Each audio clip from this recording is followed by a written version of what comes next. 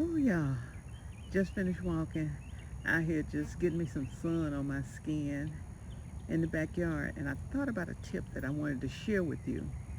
One of the things that I think everybody should stock in their pantry is canned beans and dry beans.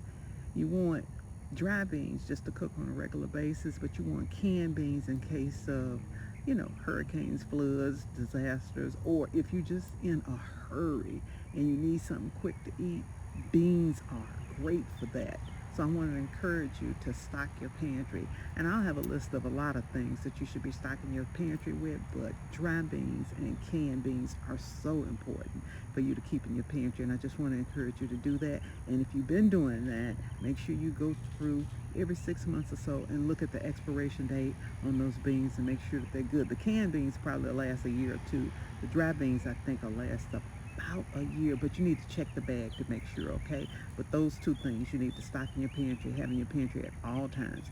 Canned beans and dry beans, they'll give you protein and fiber, two of the most important things we need in our diet. All right, that's what I got for y'all today on the tip. I'm Val Taylor. Y'all go out and make a great day, and I'll see y'all on the next video.